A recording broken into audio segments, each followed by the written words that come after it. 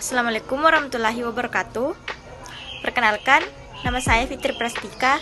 Saya dari Prodi Ekonomi semester 5. Saya di sini akan memaparkan materi tentang perdagangan internasional.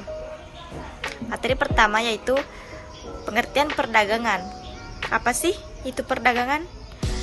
Perdagangan ialah kegiatan yang terkait dengan transaksi barang dan jasa di dalam negeri dan melampaui batas wilayah negara dengan tujuan pengalihan hak atas barang atau jasa untuk memperoleh imbalan atau kompensasi. Baik, di sini kata kunci perdagangan yaitu yang pertama pasar, yang kedua transaksi jual beli, yang ketiga barang dan jasa yang diperdagangkan, yang keempat penjual, dan yang kelima pembeli. Nah, kita beralih pada perdagangan internasional. Perdagangan internasional adalah suatu kegiatan tukar-menukar barang atau jasa yang didasarkan atas kehendak sukarela yang dilakukan antara dua negara atau lebih untuk memenuhi kebutuhan bersama melalui kegiatan ekspor dan impor. Materi selanjutnya yaitu jenis perdagangan internasional. Yang pertama, perdagangan bilateral.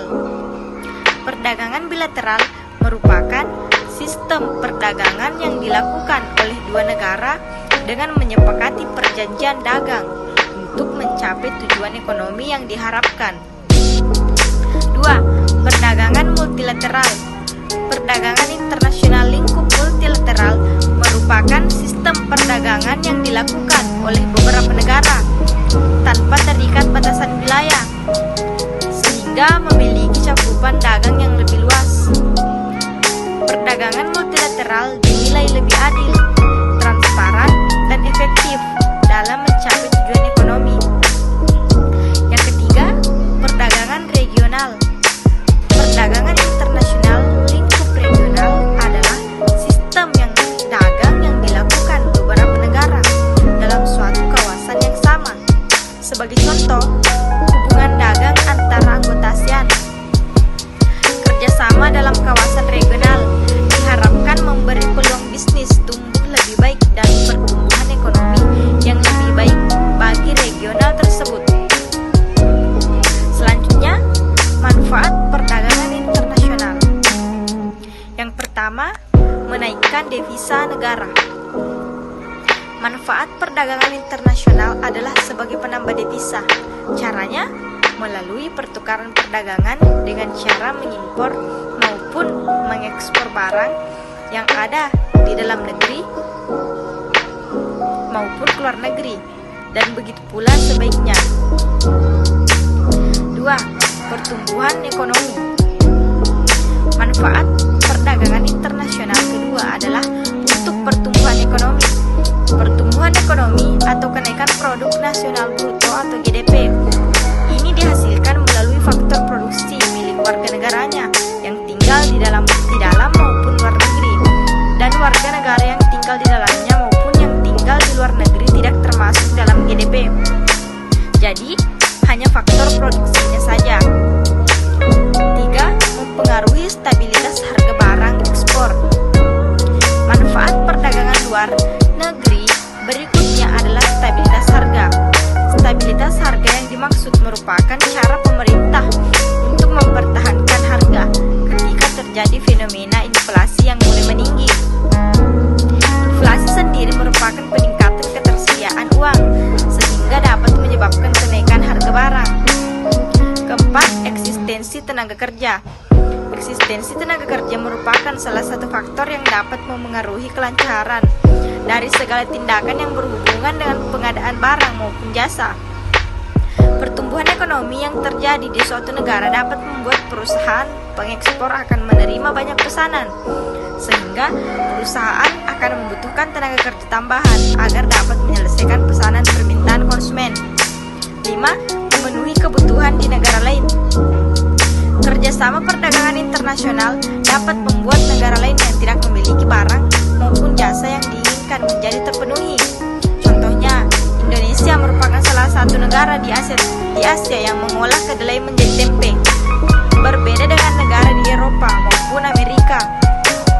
Oleh karena itu, dengan menjalin kerjasama dengan negara-negara di Eropa maupun Amerika, negara tersebut dapat memenuhi kebutuhan pangan nabatinya, yaitu kedelai yang diolah menjadi tempe.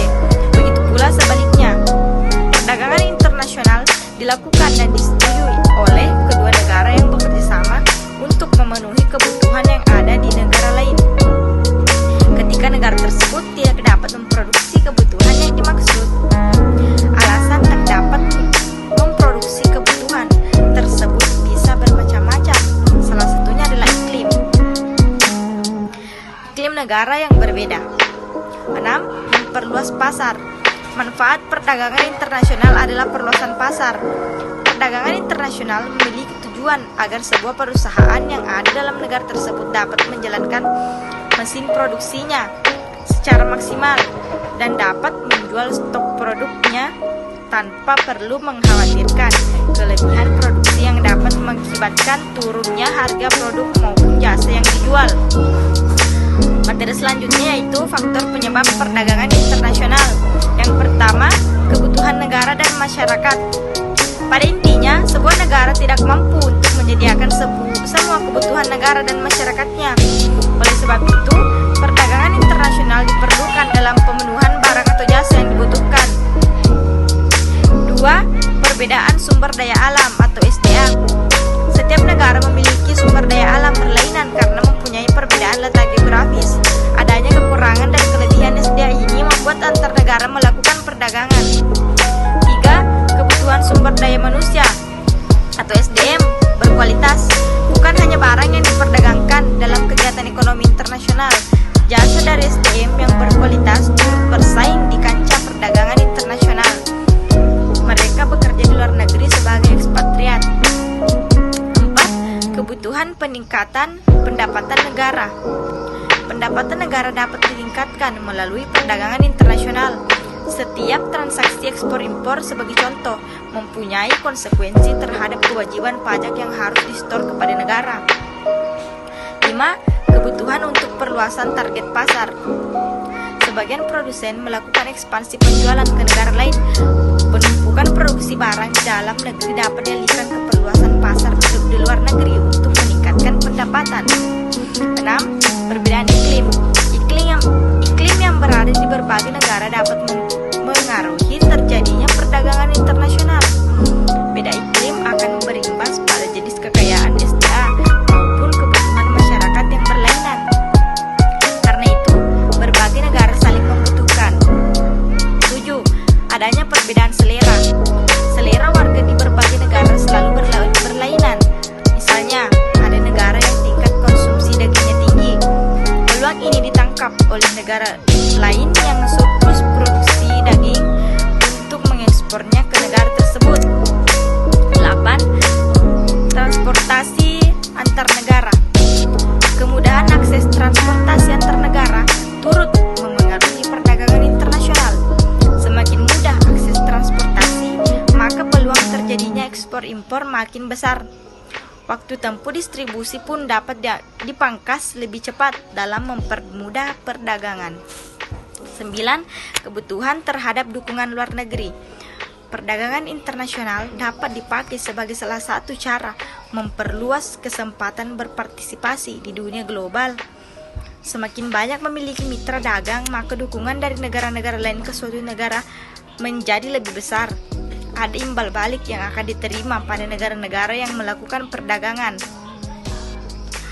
Materi selanjutnya, faktor-faktor penghambat dalam perdagangan internasional. Yang pertama, kebijakan ekonomi dan politik internasional. Kebijakan ekonomi dan politik internasional menjadi salah satu hambatan perdagangan internasional. Secara umum, setiap warga negara pasti melindungi komoditas produknya agar tidak didominasi oleh produk luar atau negara lain. Tidak jarang, negara memberlakukan kebijakan pembatasan impor atau memberlakukan tarif impor. Pemberlakuan tarif impor secara tidak langsung akan menghambat para pengusaha yang berbisnis barang impor untuk dijual di dalam negeri. Sementara di sisi lain, Tarif impor menguntungkan pelaku usaha kecil di dalam negeri karena harga barang lebih murah dari barang impor. 2. Perbedaan nilai mata uang. Setiap negara memiliki mata uang berbeda dengan nilai yang berbeda pula. Seringkali negara pengekspor hanya ingin produknya dibayar menggunakan mata uang negaranya. Misalnya, Indonesia mengekspor produk kelapa dan turunannya ke Belanda, maka Indonesia hanya ingin produknya dibayar dalam rupiah. Dalam hal ini, umumnya kedua negara menggunakan mata uang asing lain yang biasa digunakan sebagai pembayaran internasional seperti dolar atau euro. 3. Konflik besar di suatu negara. Ada konflik besar di suatu negara. Dalam hal ini, konflik merujuk pada situasi politik dalam negeri seperti kerusuhan etnis, peperangan, kudeta, dan sebagainya. Risiko keamanan yang tidak terjamin berpengaruh terhadap proses transaksi jual beli. Yang keempat, birokrasi yang bertele-tele. Setiap kegiatan ekspor dan impor harus melalui birokrasi pemerintahan. Semakin pelik sistem birokrasi, maka semakin lama waktu yang diperlukan untuk melakukan kegiatan ekspor dan impor. Sebagai imbasnya, kepercayaan penjual dan pembeli akan menurun hingga menghambat aktivitas perdagangan. 5. Rendahnya kualitas sumber daya manusia. Tingkat pendidikan berpengaruh terhadap kualitas produksi. Jika suatu negara kaya akan hasil alam, namun tidak memiliki sumber daya manusia yang memadai untuk mengolahnya, maka produk yang dihasilkan juga akan bernilai rendah. Hal itu perlu akan berdampak pada nilai jual, hingga sulit bersaing dengan produk serupa yang diproduksi oleh negara lain. 6. Organisasi ekonomi pada regional tertentu. Hambatan perdagangan internasional lainnya disebabkan karena perdagangan dikhususkan atau terbatas bagi negara anggota-anggota organisasi. Dengan begitu, negara luar yang memiliki kualitas produk bagus tidak bisa menjual produknya ke negara anggota tersebut. Begitu pula sebaliknya. Itulah sejumlah hambatan perdagangan internasional. Setiap faktor tentu memiliki kekurangan dan kelebihan masing-masing. Materi selanjutnya itu kebijakan perdagangan internasional. Yang pertama itu tarif. Tarif berupa bayaran pajak dikenakan atas dagangan yang diimpor. Tarifnya spesifik, dikenakan sebagai beban tetap atas unit barang. Semisal, tarif 25% untuk mobil yang diimpor. Pajak yang dikenakan menurut presentasi tersebut tertentu dari nilai dagang. Tarif bisa meningkatkan biaya pengiriman barang ke setiap negara. 2. Subsidi ekspor. Kebijakan perdagangan internasional berikutnya. Subsidi ekspor berupa pembayaran tertentu untuk perusahaan atau perseorangan yang memasarkan barang ke luar negeri. Subsidi ekspor bisa berbentuk spesifik seperti nilai tertentu per unit barang atau ode valorem, presentasi dari nilai yang diekspor. Dampak dari subsidi ekspor yakni meningkatkan harga di negara pengekspor, sementara di negara pengimpor harganya turun. 3. Pembatasan impor. Pembatasan impor disebut juga impor kuota, merupakan pembatasan langsung atas jumlah barang yang bisa diimpor. Diberlakukan dengan menyerahkan lisensi pada sejumlah kelompok pribadi atau perusahaan. Materi selanjutnya itu perbedaan perdagangan dalam negeri dan perdagangan internasional. Yang pertama, perdagangan dalam negeri memerlukan biaya yang relatif rendah dibandingkan dengan perdagangan internasional. Perdagangan dalam negeri memiliki jarak yang relatif dekat karena masih dalam satu negara, sedangkan perdagangan internasional memiliki jarak yang jauh. 3. Perdagangan dalam negeri tidak harus menyesuaikan dengan peraturan yang berbeda karena masih dalam satu negara, sedangkan perdagangan internasional harus menyesuaikan dengan peraturan dari negara lain. 4. Perdagangan dalam negeri umumnya melakukan distribusi langsung, sedangkan perdagangan internasional melakukan distribusi tidak langsung. 5. Perdagangan dalam negeri masih menggunakan mata uang sama dalam pembayarannya, sedangkan perdagangan internasional menggunakan mata uang yang berbeda. Baik, itulah tadi materi yang saya paparkan pada hari ini. Mohon maaf bila banyak kekurangan. Wassalamualaikum warahmatullahi wabarakatuh.